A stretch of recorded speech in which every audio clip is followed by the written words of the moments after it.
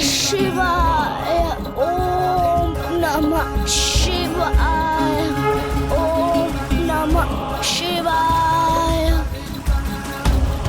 ओम नमः शिवाय ओम नमः शिवाय ओम नमः शिवाय ओम नमः शिवाय ओम नमः शिवाय ओम नमः शिवाय ओम नमः शिवाय ओम नमः शिवाय ओम नमः शिवाय ओम नमः शिवाय ओम नमः शिवाय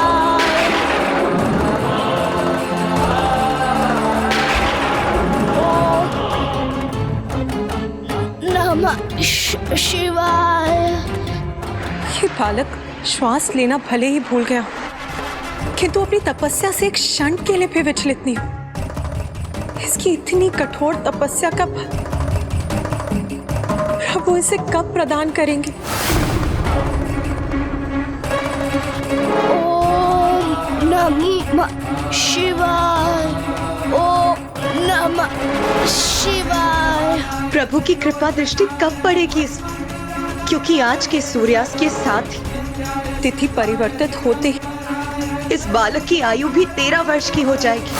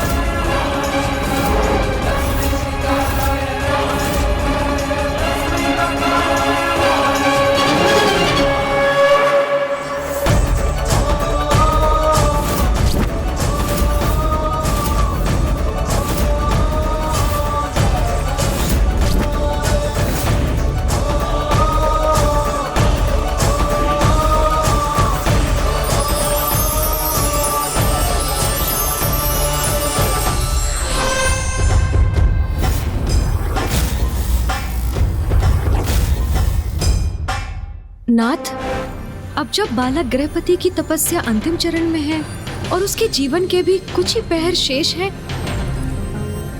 तो देवराज इंद्र कहीं बालक गृहपति की तपस्या में कोई व्यवधान उत्पन्न करने के लिए तो वहां प्रकट नहीं हुए हैं ना?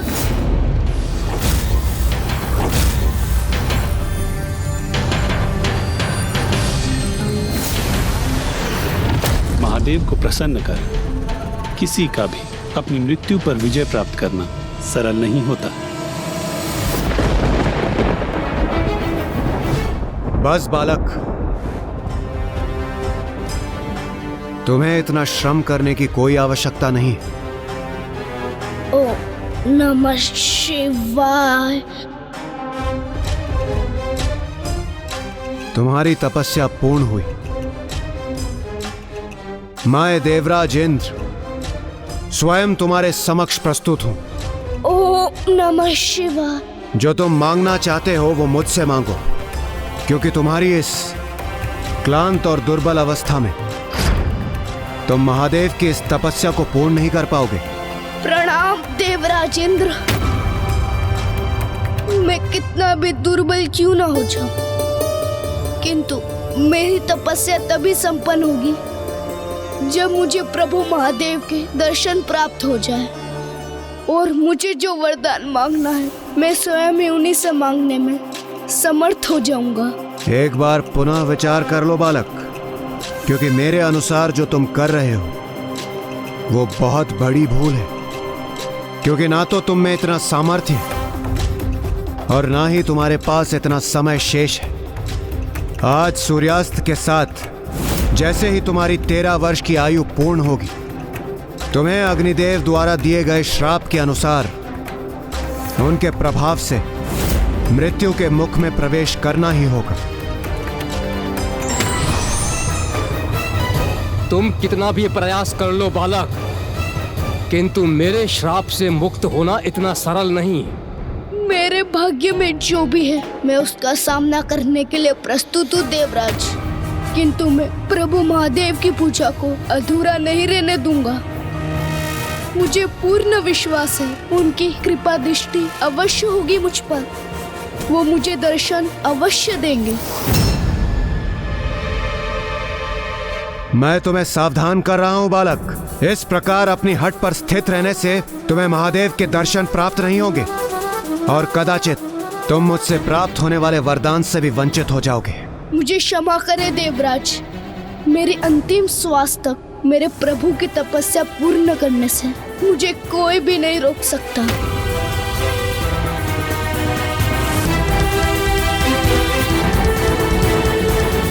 ओम नमः शिवाय। रुक जाओ बालक। ओम नमः शिवाय।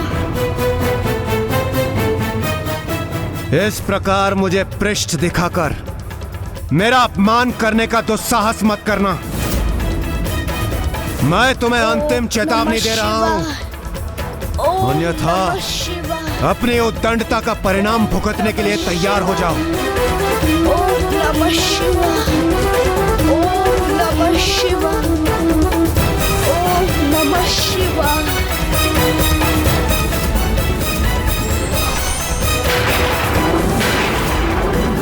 ओम नमः शिवाय। ओम नमः शिवाय। अग्निदेव, जिस क्षण की आप अत्यंत उत्सुकता से प्रतीक्षा कर रहे थे वो अब निकट है। ओम नमः शिवाय। इस बालक के पिता विश्वानर को जो आपने श्राप दिया था, उसके फलित होने का समय अब निकट है। ओम नमः शिवाय। इस बालक की मृत्यु तो अवश्य होगी। उचित समय पर प्राण घातक आघात कर इसे इसके प्राणों से वंचित अवश्य करूंगा मैं। ओम नमः शिवाय।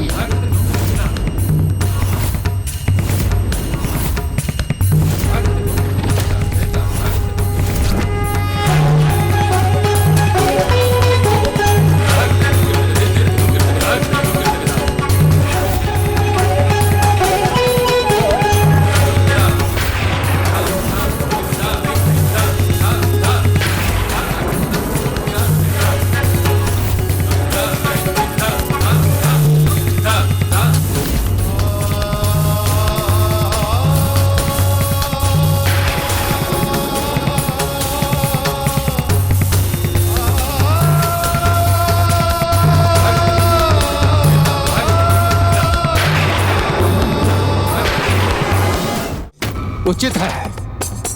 देवराज इंद्र के वज्र से जो अग्नि उत्पन्न हुई है उससे मुझे ये अवसर प्राप्त हुआ है। अब मैं अपना श्राप फलित करूंगा। ओम नमः शिवाय।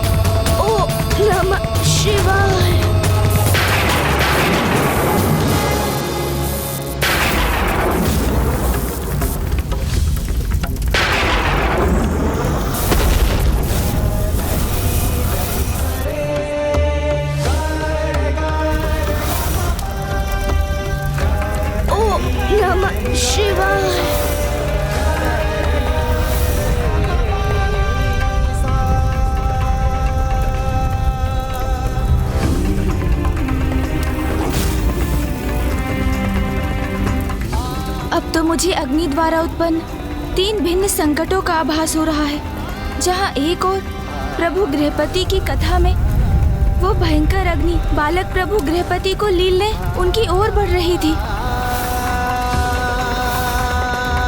वहीं दूसरी ओर अग्नि का प्रचंड प्रकोप समस्त सृष्टि पर भी छाया हुआ था।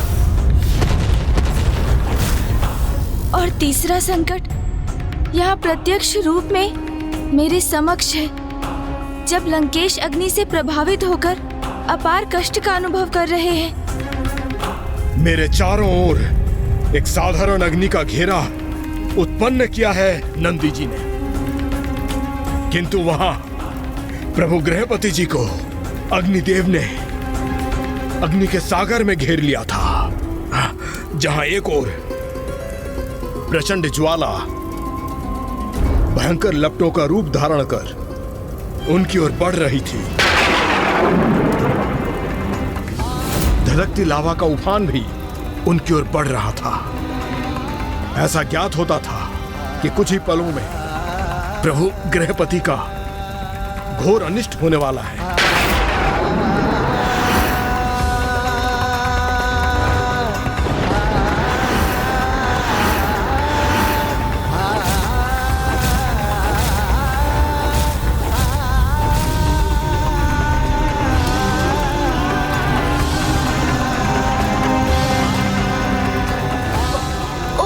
नमः शिवाय।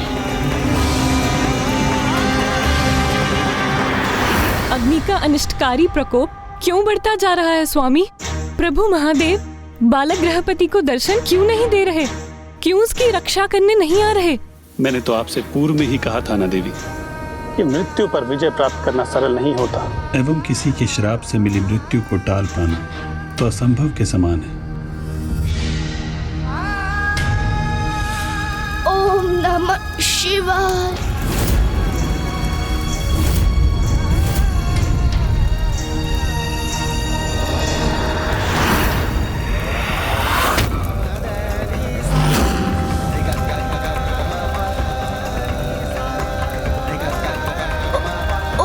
नमः शिवाय। प्रभु, ये कैसी परीक्षा ले रहे हैं आप बालक गृहपति की? अविलंब किए बिना उसकी रक्षा कीजिए, अन्यथा उसका जीवन संकट में पड़ जाएगा। प्रभु,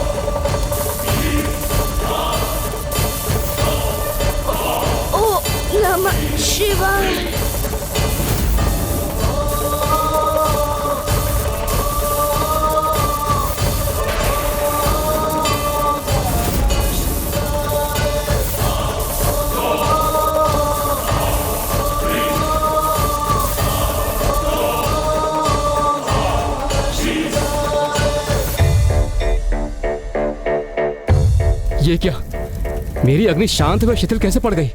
अद्भुत प्रतीत होता है बालक गृहपति की भक्ति के परिणाम स्वरूप अग्नि तत्व भी अपने स्वाभाविक आचरण के विरुद्ध जाने पर विवश है। जिस अग्नि का स्वभाव होता है अपने ताप से भस्म करना, वही बालक को शीतलता प्रदान कर रहा है।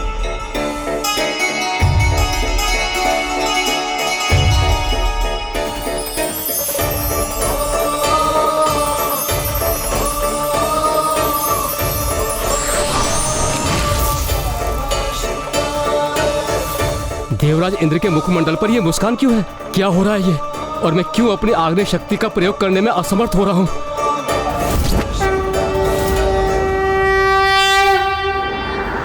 ओम नमः शिवाय। ओम नमः शिवाय। ओम नमः शिवाय। ये कैसी शीतलता का प्रभाव हो रहा है मुझ पर? मेरी उष्णता, मेरा ताप जैसे छिन गया हो मुझसे। ओम नमः शिवाय। ओम नमः शिवाय।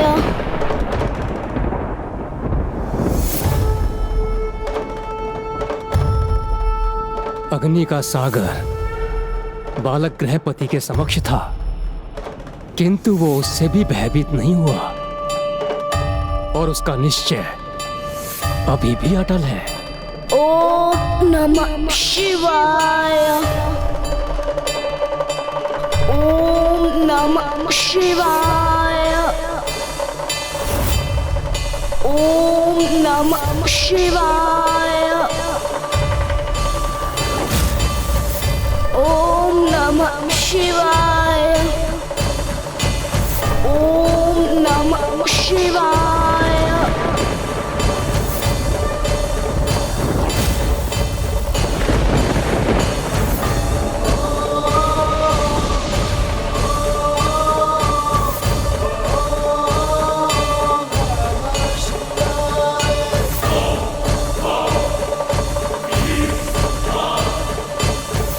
मुझे क्षमा कीजिए प्रभु, मैं ही आपको पहचान ना सका, किंतु मुझे अब आपका वास्तविक परिचय ज्ञात हो गया है। आप तो और कोई नहीं, स्वयं मेरे प्रभु महादेव हैं। हे प्रभु, अपने स्वाभाविक रूप में मुझे अपने दिव्य दर्शन प्रदान करने की कृपा कीजिए।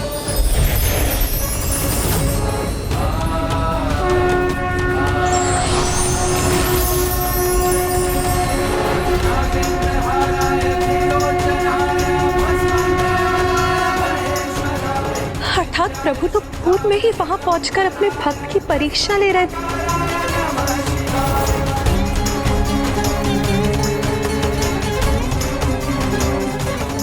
बालक गृहपति, सभी परीक्षाओं में सफल होकर तुमने ये प्रमाणित कर दिया है कि भक्ति की शक्ति से कुछ भी संभव हो सकता है, मृत्यु को भी पराजित किया जा सकता है।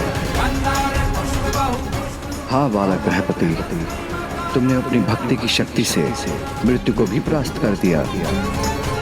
मैं तुम्हें अभयदान देता हूँ और घोषणा करता हूँ, अग्निदेव के श्राप के कारण तुम्हारी मृत्यु नहीं होगी।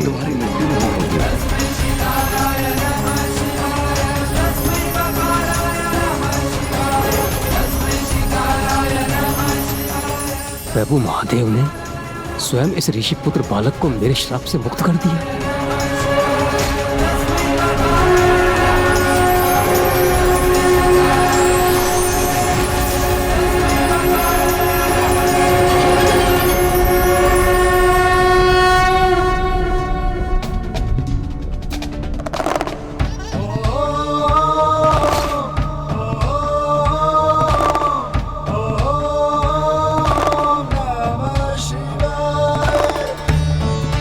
तुम्हारे उदाहरण से संसार में सफलतापूर्वक जीवन बिताने का एक नवीन नियम स्थापित होगा कि प्रबल इच्छा शक्ति से और निष्ठा एवं श्रद्धा से प्रयास कर समस्त बाधाओं को दूर किया जा सकता है और किसी भी कार्य में सफलता प्राप्त की जा सकती है।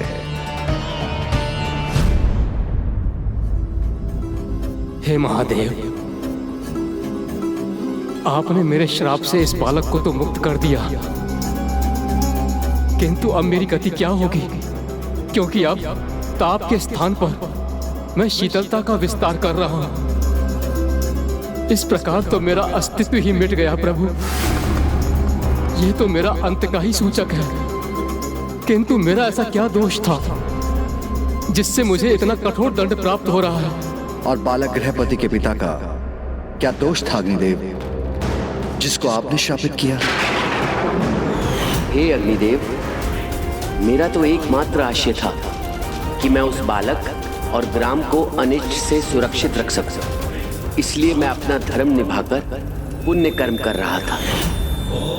एक निर्दोष निरीह शिशु की रक्षा करने का ही तो धर्म निभाया था उन्होंने।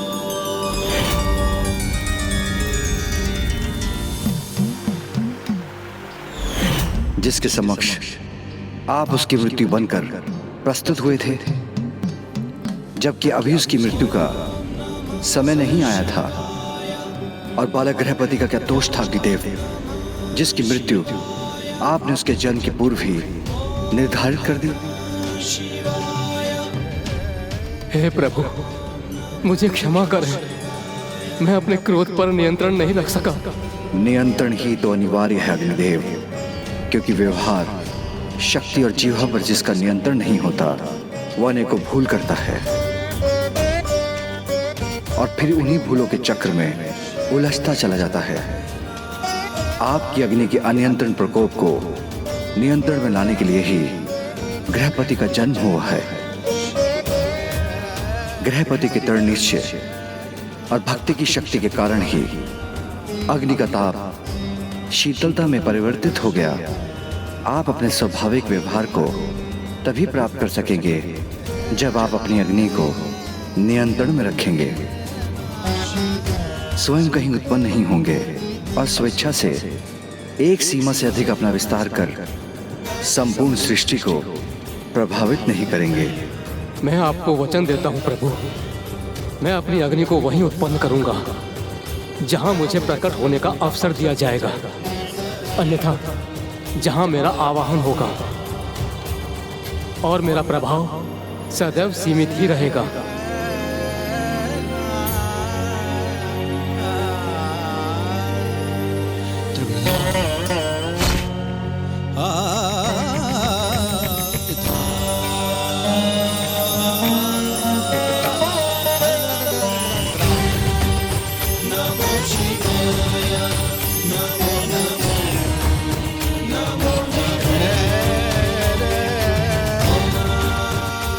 प्रभु, आपका कोटि कोटि धन्यवाद प्रभु, आपका कोटि कोटि धन्यवाद।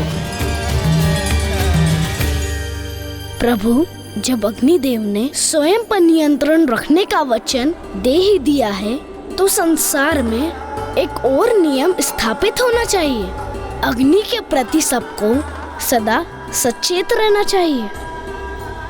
अग्नि के उपयोग के उपरांत उसे अवश्य बुझाना चाहिए। आनंद और व्यसन के लिए अग्नि का उपयोग कभी नहीं होना चाहिए। तुमने सर्वथा उचित कहा बालक गृहपति। आज के उपरांत तुम्हारी कथा से समस्त जगत अग्नि के उपयोग के नियम को सदा स्मरण रखेगा और मैं तुम्हें सभी दिशाओं का नियंत्रक होने का आशीष देता हूं कि तुम अग्नि को किसी भी दिशा में आवश्यकता से अधिक बढ़ने से रोकोगे और जिस पार्थिव शिवलिंग का तुमने निर्माण किया है वह अग्नेश्वर लिंग के नाम से प्रतिष्ठित, अग्नेश्वर लिंग के नाम से प्रतिष्ठित, वह अग्नेश्वर लिंग के नाम से प्रतिष्ठित है।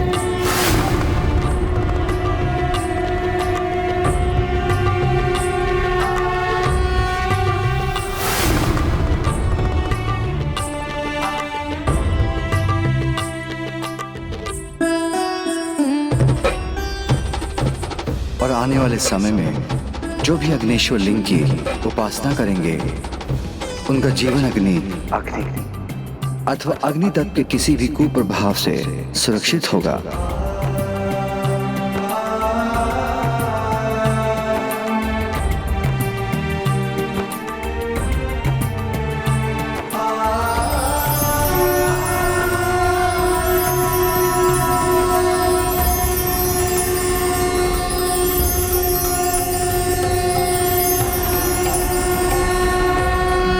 प्रभु गृहपति की जय, प्रभु गृहपति की जय, प्रभु गृहपति की जय।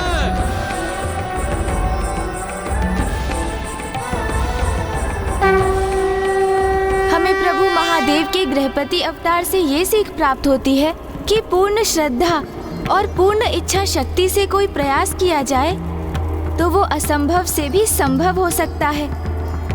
हाँ गौरी पुत्र, यही थी प्रभु गृहपति की कथा, जिन्होंने अपनी भक्ति से उस अग्नि को भी शीतल होने पर विवश कर दिया और अपनी मृत्यु को टाल दिया। जय हो प्रभु गृहपति की। जब तक मैं प्रभु के गृहपति अवतार की कथा संपन्न नहीं कर देता, तब तक आप समस्त प्रयास करते रहिए, किंतु मेरे पास इतना समय नहीं कि मैं उन्हें असफल होता देखता रहूं। मुझे दिवस के अंत तक लंका अवश्य पहुंचना है। प्रभु गृहपति की कथा भी पूर्ण होने वाली है। अब मेरे पास अधिक समय शेष नहीं है। कुछ भी हो जाए, किंतु मैं प्रभु के आत्मलिंग को लंका नहीं जाने दे सकता। इसलिए मुझे अपनी शक्ति में वृद्धि कर लंकेश को रोकना ही होगा। लंकेश जो कर रहे हैं वो किसी भी दृष्टि से उचित नहीं, किंतु फिर भी वो अग्नि के इतने प्रचंड प्रभाव को सहकर भी आत्मलिंग को स्वयं से दूर नहीं होने दे रहे हैं। ऐसा कर वो भी प्रभु महादेव के प्रति अपनी अटूट भक्ति का ही उदाहरण प्रस्तुत कर रहे हैं। लंकेश की प्रभु भक्ति के समक्ष मुझे एक बार पुनः विवश होकर उनके लिए विघ्नहर्ता बनना ही पड़ेगा। और आने वाले समय में जो भी अग्निश्वर लिंग की उपासना करेंगे, उनका जीवन अग्नि अथवा अग्नि तत्व के किसी भी कुप्रभाव से सुरक्षित होगा। प्रभु गृहपति की जय। कदाचित अग्नि से लंकेश की रक्षा करने हेतु मुझे भी वही करना होगा जो प्रभु गृहपति के लिए स्वयं प्रभु महादेव ने किया था। हे अग्निदेव, कृपया शीतल होकर लंकेश के कष्ट को क्षीण करें।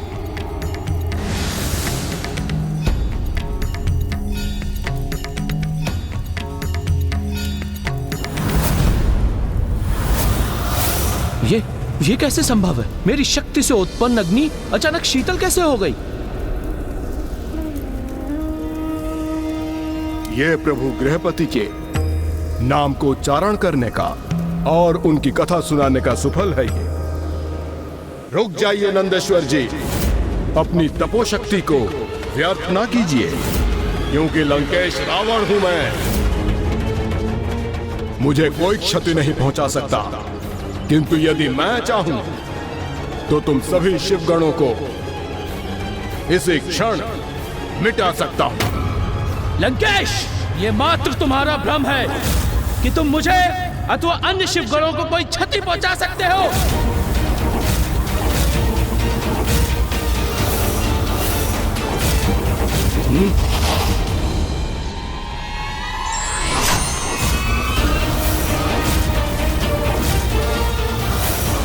अब तो ये दोनों ही परस्पर हिंसा के लिए तत्पर हो उठे हैं। एक और लंकेश है जो उत्तेजित करते हैं और दूसरी ओर नंदेश्वर जी जो क्रोधित हो उठते हैं। इसलिए मुझे ही पुनः कुछ कर इन दोनों को रोकना होगा।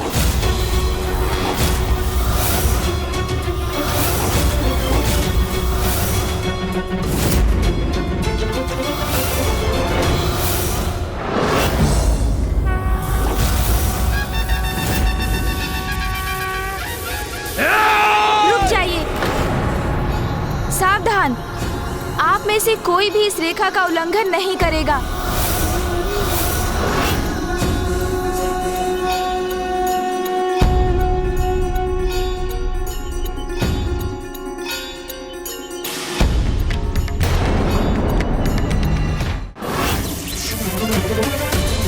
मेरी पलताई भी लेता तो नहीं तस्ती रायदी।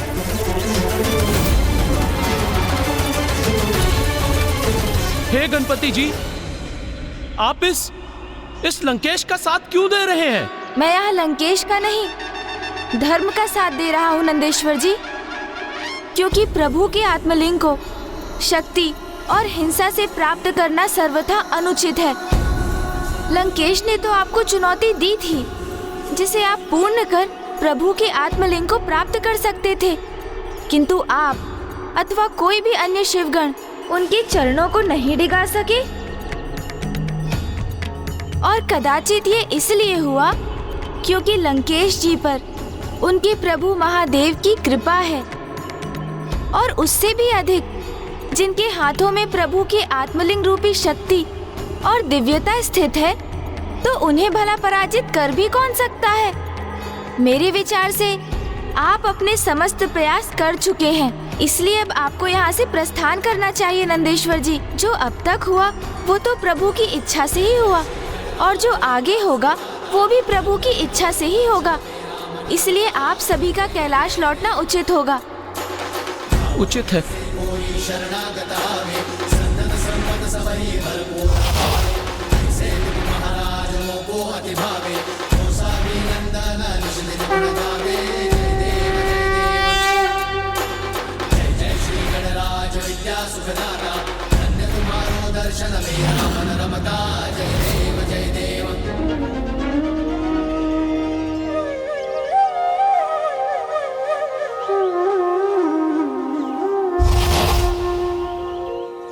ये तो सर्वथा उचित हुआ गौरी पुत्र कि आपके समझाने पर सभी यहाँ से लौट गए, अन्यथा मैं अपना नियंत्रण खो बैठता।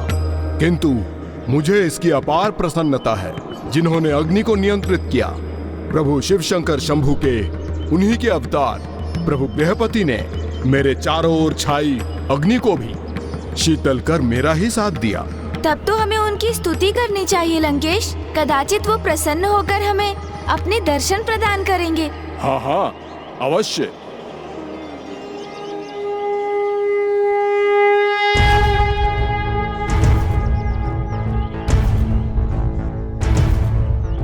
त्रयंबकं सदाशिवं नमामि हे उमापति जय नीलकंठ जय अनंत नमोस्तुते नमोस्तुते। हो भोलेनाथ भक्तों के हो कष्ट से निवारते, ये सृष्टि सारी संकटों से शिव ही है उबारते।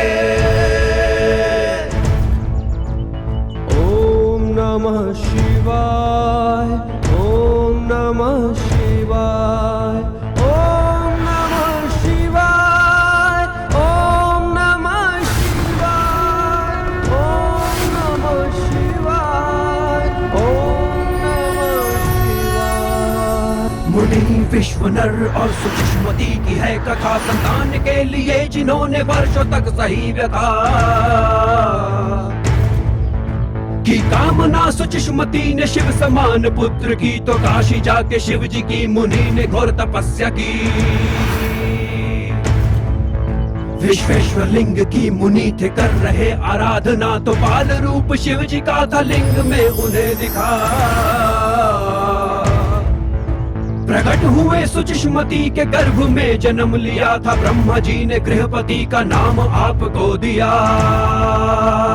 ओम नमः शिवाय ओम नमः शिवाय।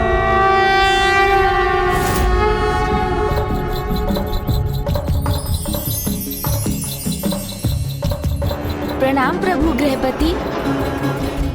प्रणाम। कल्याण हो।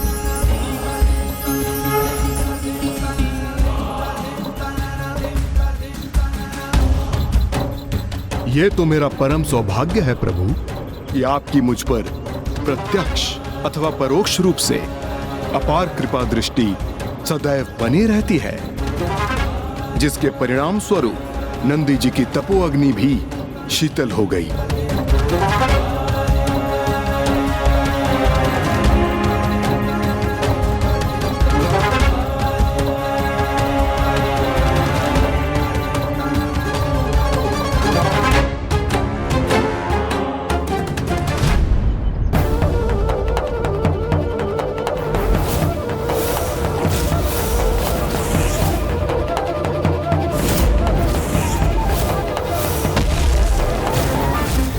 ये क्या?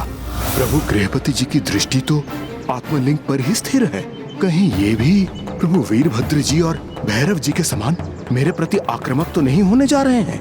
लंकेश रावण, आपके हाथों में प्रभु का ये आत्मलिंग होने का एक ही संभव कारण है कि आपने स्वयं को सदा महादेव का परम भक्त प्रमाणित किया। प्रबल इच्छा शक्ति और पूर्ण निष्ठा एवं श्रद्धा से कुछ भी संभव हो सकता है।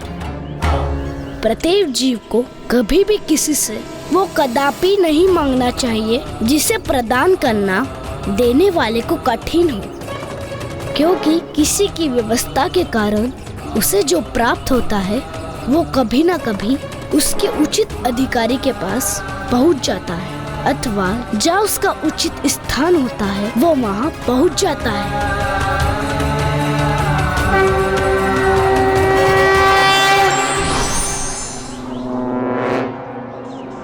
प्रभु गृहपति की सीख नंदी जी के लिए सर्वथा उचित है गौरीपुत्र, क्योंकि प्रभु के जिन आत्मलिंग पे मेरा अधिकार है वो नंदी जी के इतने प्रयासों के उपरांत भी मेरे साथी हैं। सत्य है, कभी कभी अहंकारवश बड़े से बड़ा ज्ञानी भी छोटी सी बात का गूढ़ रहस्य समझने में असमर्थ हो जाता है। गौरीपुत्र, किंतु आपने नंदी जी को यहाँ से भेजने में थोड़ी शीघ्रता कर दी।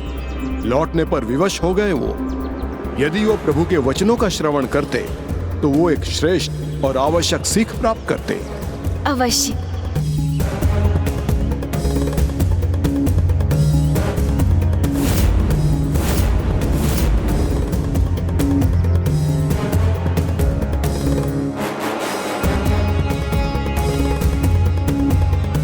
आज एक अनूठी सफलता प्राप्त की है मैंने। समस्त शिवगणों को एक साथ पराजित किया है मैंने।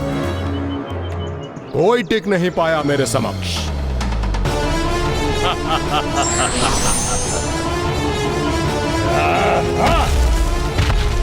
मेरी इतनी अपार शक्ति का उदाहरण प्रस्तुत हुआ है इस जगत में गौरीपुत्र, इसलिए मुझे अपनी सफलता का उत्सव मनाना चाहिए। अवश्य होगा मेरी इस विजय का उत्सव। रुकिए लंकेश जी, प्रकृति को हानि पहुंचाना अनुचित है। अब कोई भी मेरे मार्ग में बाधा बनने का दुस्साहस नहीं करेगा।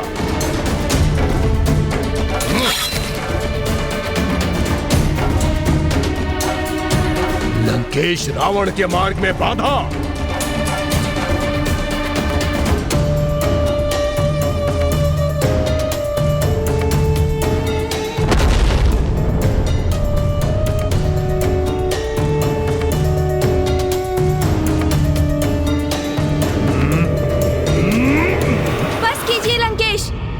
जाइए।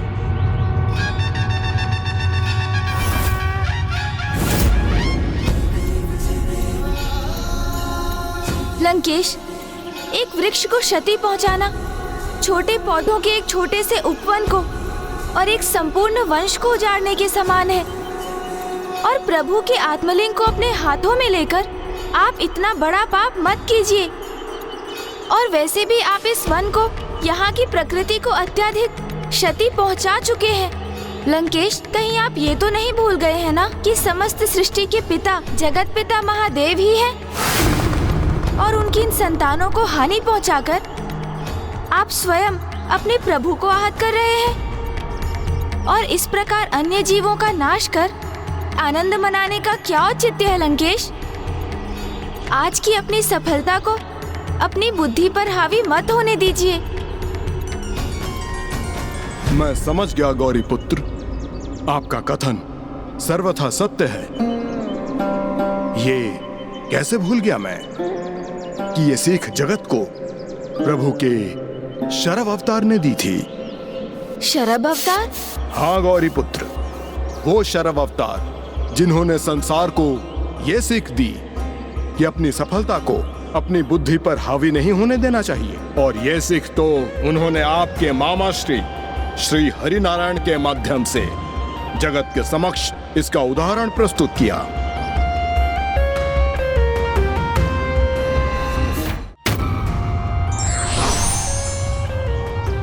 लंकेश, जल ग्रहण कीजिए आप।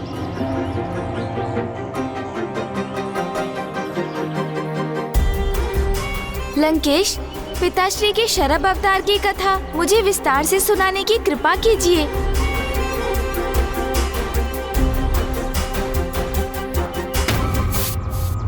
नारायण जब अपनी छोटी सी विजय के उपरांत नरसिंह अवतार में अपना नियंत्रण खो चुके थे, तब उन्हें रोकने के लिए मेरे प्रभु शिव शंकर शंभू ने अवतार लिया।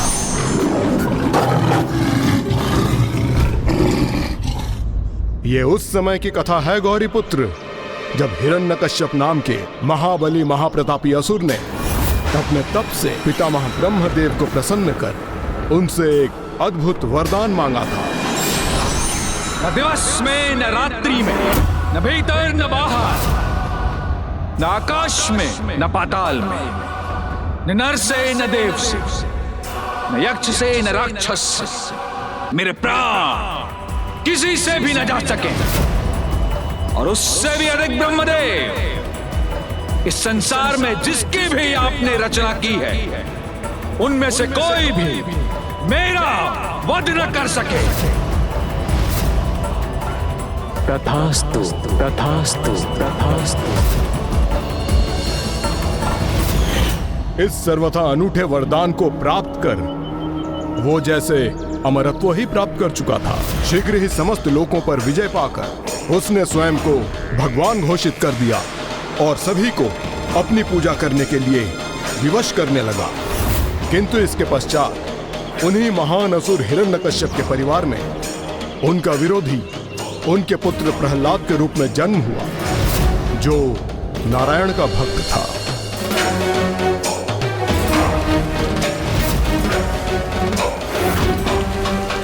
प्रहलाद ने अपने पिता को भगवान के रूप में स्वीकार नहीं किया, जो हिरण्यकश्यप के लिए इतना असहनीय था कि उसने अपने पुत्र प्रहलाद का वध करने का निर्णय लिया।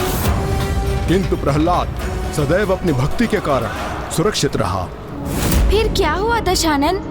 तब एक ओर तो वो अपने ही पुत्र का अंत करने के लिए आतुर था, और वहीं दूसरी ओर उसके सेवक सभी को इस प्रकार यातना दे रहे थे जिससे कि वो उसे भगवान के रूप में स्वीकार करे। और फिर सभी देवता नारायण से सहायता की भिक्षा मांगने वैकुंठ धाम पहुंच गए।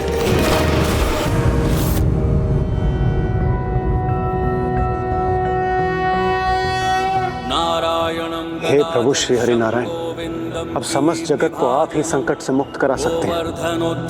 देवं भूधरं भुवनेश्वरम्।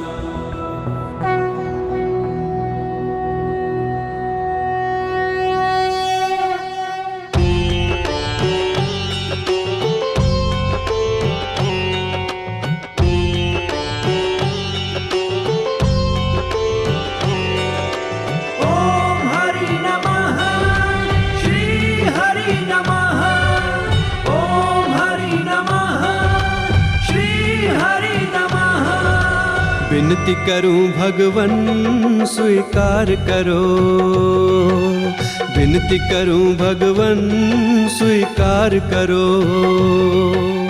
इस सृष्टि का तुम ही उद्धार करो, उद्धार करो।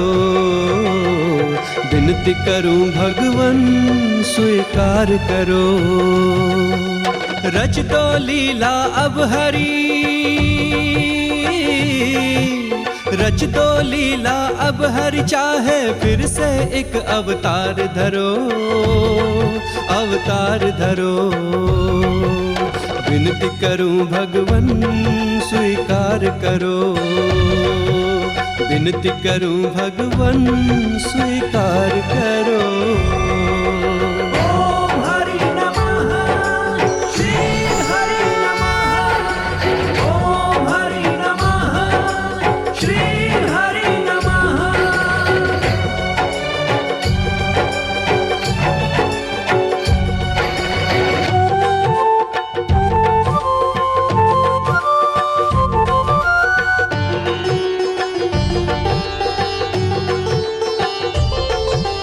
हम सबके पालनहारे हो,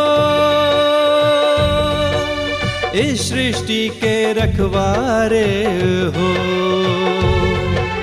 हम सबके पालनहारे हो, इस सृष्टि के रखवारे हो। जब जब विपदा आई जग पे प्रभु आप ही बने सहारे। समाधान कोई संकट का दो, जन जन का कल्याण करो, कल्याण करो। विनती करूं भगवन स्वीकार करो। इस सृष्टि का तुम ही उद्धार करो, उद्धार करो। विनती करूं भगवन स्वीकार करो।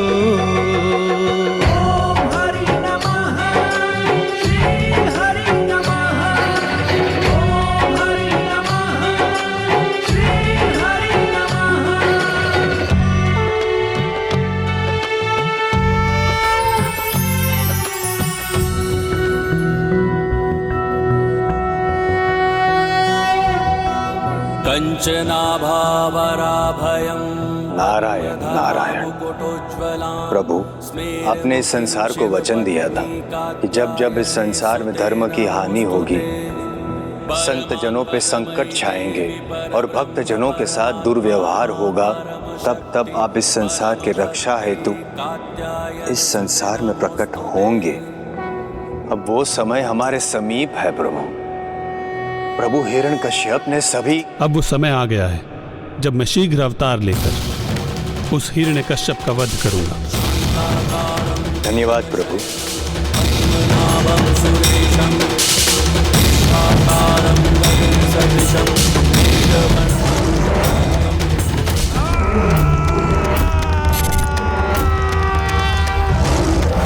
नरसिंह अवतार नारायण के क्रोध से उत्पन्न अवतार, जो उत्पन्न तो हुआ था सृष्टि को संकट से मुक्त कराने के लिए, किंतु सृष्टि के अस्तित्व पर ही संकट का कारण बन गया और उसी संकट का अंत करने के लिए मेरे प्रभु को शरद अवतार लेना पड़ा।